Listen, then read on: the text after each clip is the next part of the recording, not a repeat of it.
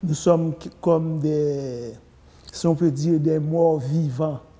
On est en vie, mais personne ne peut nous comprendre. C'est parce qu'ils ne sont pas frappés. Mais tous ceux qui sont frappés, tout de suite, on s'entend. Tout de suite, on se comprend. C'est parce qu'on a le même bobo.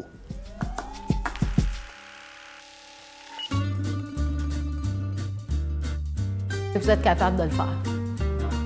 C'est pas parce que c'est dur que c'est pas faisable. On va madame, Hein? Oui! Hein? On a vraiment beaucoup de plaisir, je dois dire. On a beaucoup de plaisir.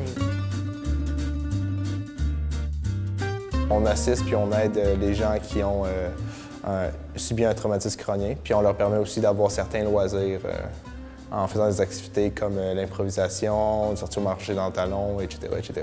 Comme j'ai fait l'atelier de philosophie, j'anime une fois sur deux l'atelier d'impro.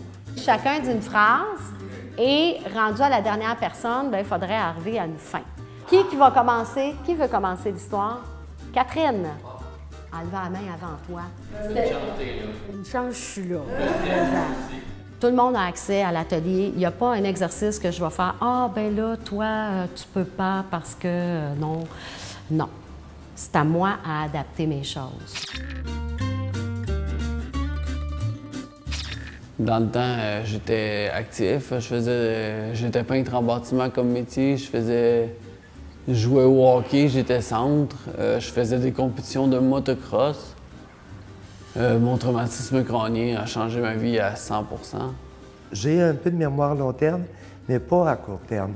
Je fais quelque chose, puis il faut toujours que je revise ou que je dépose dans un endroit pour être sûr que je vais me rappeler où j'ai mis les choses. Au commencement, j'étais très bavard. Après mon traumatisme, je deviens muet. Mon traumatisme a affecté mon quotidien de façon radicale parce que j'ai complètement perdu mes capacités cognitives. Puis ça n'empêche pas que nous sommes des humains fort sensibles, avec une grande gratitude en général face à la vie, face au retour à la vie, face à la fragilité de la vie. Il faut la respecter. Chaque jour est une bénédiction, puis on se le redit et le redit. Donc c'est plein d'amour et de respect ici à la QTC. Oh mon Dieu, c'est une question. Pas obligé de répondre à toutes les questions. J'espère. Participer à l'atelier d'improvisation de l'association, ça m'apporte enfin du plaisir de faire une activité qui me distrait et qui en plus me permet de me développer beaucoup de façon personnelle. La joie de partager des émotions, être moins coincé dans ma tête. Comme le dit si bien Sophie Caron, c'est partir du ventre de nos émotions pour articuler vraiment ce que ressent le personnage. Parce qu'à mes débuts, paraît-il que j'étais très dans mon mental et je parlais seule. Et l'autre n'existait presque pas. De faire l'impro ici à la QTC, ce que ça m'apporte, c'est surtout de rencontrer les gens avec qui je me retrouve et qui ont eu un peu la même chose que moi. Ça fait comme si je changeais de vie. C'est comme si ma vie était dans un autre corps, dans un autre lieu, dans un autre personnage, dans un autre monde. Ça fait juste du bien. Ça permet de revivre en mettant en scène un peu le trauma ou d'autres événements. Puis c'est comme une catharsis, un exutoire aussi. Puis il y a tellement de respect entre nous, jamais de jugement. Nous sommes toujours contents de nous voir, puis nous nous encourageons beaucoup tout le temps. Alors, Sonia, avais-tu une autre question? L'impro, L'impro, c'est magique. c'est magique. Je ne parle pas beaucoup. Et je me suis à parler à l'impro. Oui. Mais c'est pas juste que tu parles plus, Sonia. On te comprend mieux.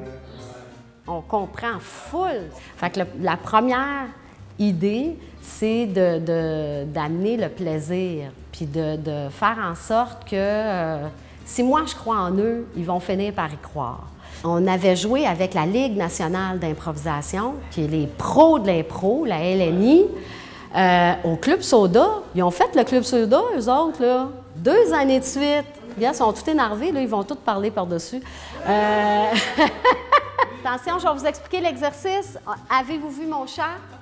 Donc, vous allez répondre votre phrase à vous, ne changez pas les mots. Dans un premier temps, l'émotion va être à numéro 1. Ça va être une petite émotion. Dans un deuxième temps, numéro 2, qui est une vraie émotion. Numéro 3, c'est l'émotion exagérée. OK? Dans un premier temps, un petit état amoureux. 1, 2, 3, go. Avez-vous vu mon chat? C'est fait envoyer. Très bien. Très bien. Hey, radio une autre fois, ça va être quelque chose. Ça passera pas à la TV. Numéro 3, ça va être coupé. Non, ça va être coupé. Censuré. Je pourrais en parler pendant des heures de tous les bienfaits de l'impro. C'est une belle activité d'intégration sociale et de rétention sociale aussi. Et pas juste pour la QTC, pour beaucoup d'autres, dans beaucoup d'autres domaines, dont l'école. Il n'y a absolument personne sur la planète Terre qui ne peut pas faire de l'impro. Fait que si tu as le goût, mais tu as peur, passe par-dessus ta peur, viens faire de l'impro.